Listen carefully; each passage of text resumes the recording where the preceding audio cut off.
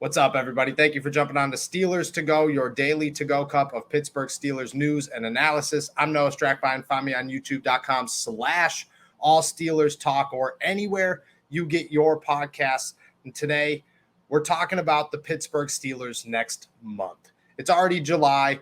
Things are getting ramped up for training camp. The excitement is high. But right now, it's a lot of talk, a lot of what ifs, a lot of will happens. We need to talk about what's actually expected for the next month when it comes to the Pittsburgh Steelers. And there's a couple of things. There's a couple of things that are real. There's a couple of things that are not real. And we're going to break all of them down. Let's start with what's not real. So obviously people are going to talk about trades. Are the Steelers going to get rid of Deontay Johnson? Are they going to get rid of Mason Rudolph? Are they going to sign somebody? We have no idea. There's a few things that have been thrown out there. For one, it's been talked about plenty for the last month or two about Mason Rudolph's potential landing spots elsewhere and what the Steelers could get for him. Let's be honest. The Steelers are not getting rid of Mason Rudolph yet. Yet is a key word. Eventually, they're going to be forced with a decision to make. Either get rid of Chris Oladokun or get rid of Mason Rudolph. And when it comes down to Mason Rudolph, because Chris Oladokun plays a much better practice squad guy than Mason Rudolph does, you're going to have to look at him and say, we could get something or we could get nothing. Chances are you're going to want to take something. What that something will likely be very small. There was a time where I believed maybe Mason Rudolph could go for a 5th-round draft pick. Maybe the Steelers could get something good for him because there was a time where Josh Dobbs went for a 5th-round draft pick. Then I started to think realistically. And I started to think, Baker Mayfield's not getting moved at all. Mason Rudolph, chances are, isn't going to go for much. Teams are smart enough to realize who's actually available and who chances are they can find on the open market in X amount of time. Mason Rudolph will be available one way or another at some point this fall. The difference is going to be at some point this fall, a team's going to want Mason Rudolph. Are they going to want him early enough and drastically enough to make a move for him? Or are they going to look at it and say, well, we don't necessarily need him today. We could take our chances and wait till he hits the open market. But right now, Mason Rudolph, he's not going anywhere. Now, Deontay Johnson. And I giggle as I say that because we keep talking about Deontay Johnson, and I don't know what we're talking about at this point. Is Deontay Johnson going to get signed in the next month?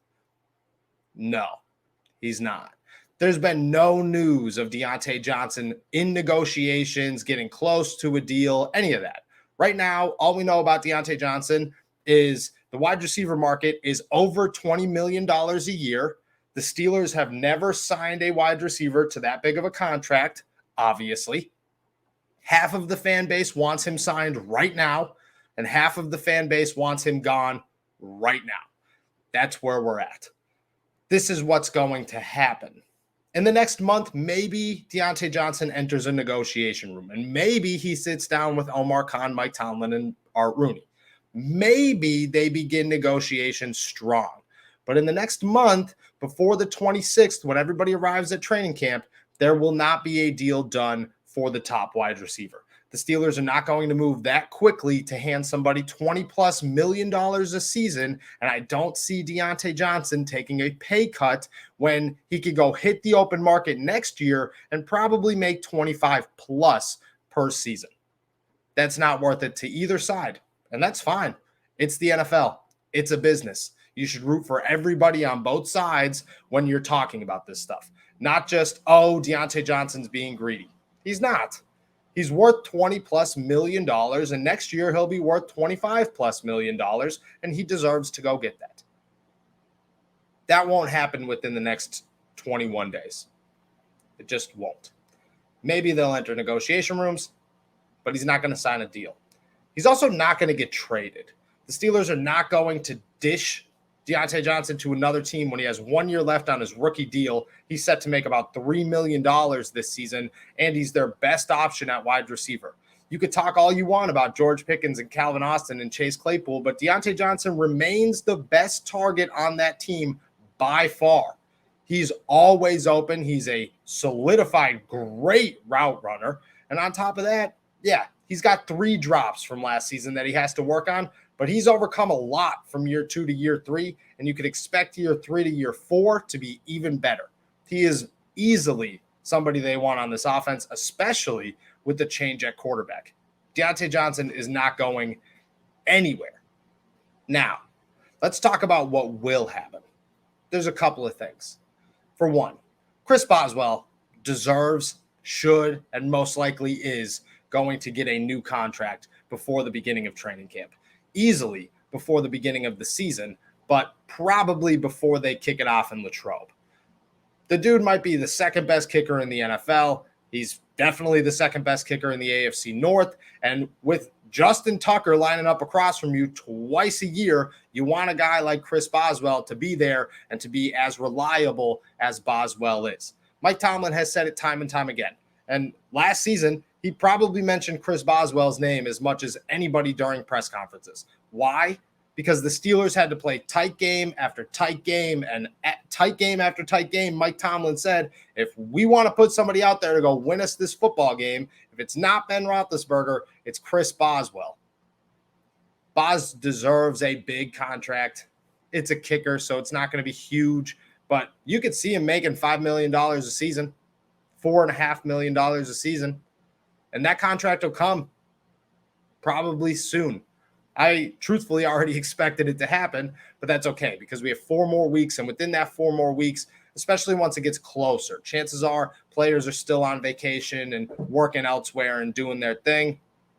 Once it gets closer to players reporting to training camp, they're getting back to Pittsburgh, those negotiations will happen. Chances are they'll happen rather quickly, and Boswell will land himself another deal with the Pittsburgh Steelers.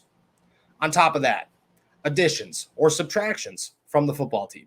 Right now, the Steelers have 90 men on their roster, and they're going to head into camp with 90 guys, obviously. They could add a few pieces to the puzzle. I've been pushing on all Steelers talk, especially when talking to Derek Bell, about how the Steelers need an outside linebacker. Jannard Avery, Derek Tushka, Tuzar Skipper, not doing it for me.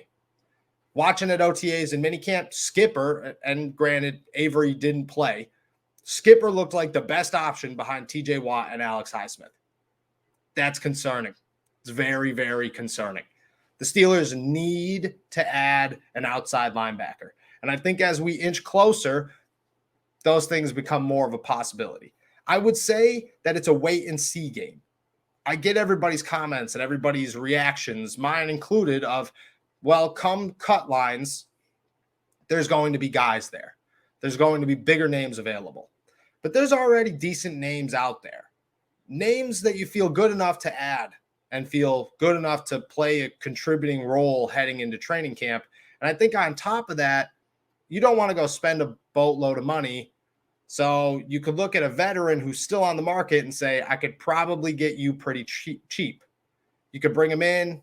He could compete during training camp, because that's the other thing, is no matter who you're getting, unless it's a superstar, and maybe it is a superstar, maybe come cut lines, some ginormous name gets cut and the Steelers can go grab him. I think that option will still be on the table even if they add somebody right now. But heading into training camp, you want to have options. You want to have somebody who could come in here and start to mesh with Watt, Highsmith, and Avery, because you want those guys to play a core role. You want them to mesh as if Melvin Ingram was here last season and he filled that third linebacker spot perfectly. That's what you're looking for. The third outside linebacker in Pittsburgh does way more than people anticipate he does, than people expect that he will do. They've been looking for that guy. I think this offseason they might push it a little far and say, we have to go get him. I could see an outside linebacker coming to Pittsburgh before July 26th. There's not going to be a running back, unfortunately. There should be, but there's not going to be. The Steelers like Benny Snell Jr. They like Anthony McFarland, and like we continue to talk about, they're just going to keep running Najee Harris into the ground and come up with excuse after excuse about how they're going to limit his role this season. They're not. They're not. They're going to make him touch the football 380 times again. He's going to be hurt come the playoffs. We're going to have to make excuses again about how the Steelers do this time and time again. And then next season, we're going to have the same conversations about how all offseason we hope somebody adds a running back to Pittsburgh, about how the Steelers draft a running back, how they should add somebody in free agency. And then they're going to walk into the season, and it's going to be an Anthony McFarland and somebody else.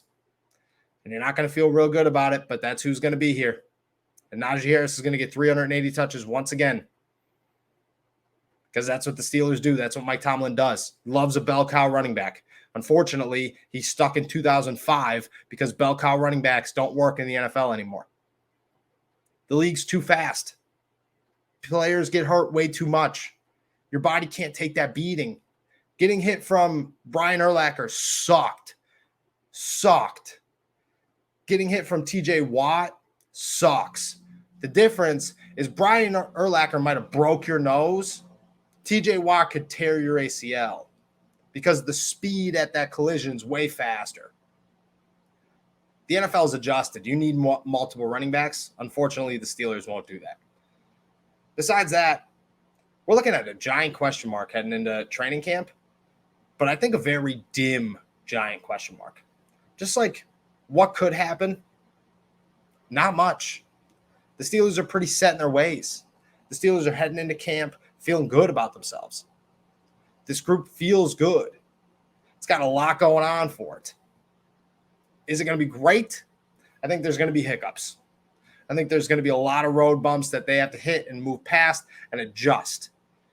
Once they get moving on those, how they adjust is going to change everything about this season. But don't get caught up in all the speculations. This next month should be focused on what's really going to happen and what's not really going to happen. Don't expect anything crazy, but do expect some action before July 26th. And from there, we'll see what happens.